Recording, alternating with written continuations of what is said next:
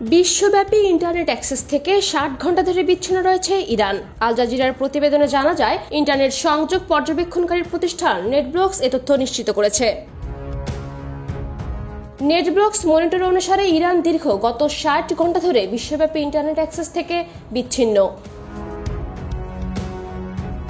Internet বন্ধের ফলে জনসাধারণের রাজনৈতিক দৃষ্টিভঙ্গি প্রকাশ, অবাধ যোগাযোগ এবং নিরাপত্তা সতর্কতা অনুসরণ করার ক্ষমতা মারাত্মকভাবে সীমিত হচ্ছে বলে জানিয়েছে মনিটরটি।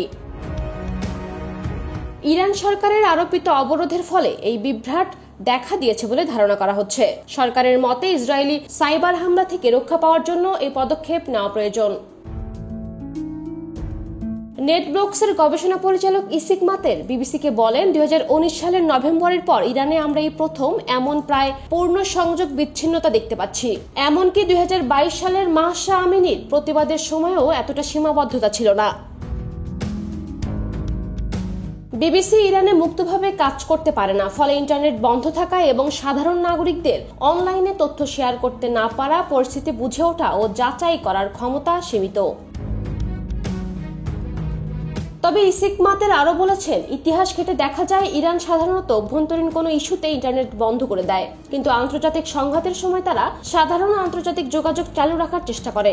এবারকার পরিস্থিতি সেই ধারার বাইরে। এদিকে নেটব্লক সংস্থাটি এক্স মাধ্যমে এক পোস্টে ইরানে ইন্টারনেট বিচ্ছিন্নতার বিষয়টি নিশ্চিত করেছে। প্রসঙ্গত, গত ১৩ জুন থেকে ইরানের বিভিন্ন স্থানে, বিশেষ করে পারমাণবিক স্থাপনা লক্ষ্য করে হামলা চালাচ্ছে ইসরায়েল। জবাবে ড্রোন ও ক্ষেপণাস্ত্র দিয়ে হামলা অব্যাহত রেখেছে তেহরান। পাল্টাপাল্টি এ হামলায় উভয় দেশের বহু মানুষ হতাহত হয়েছেন।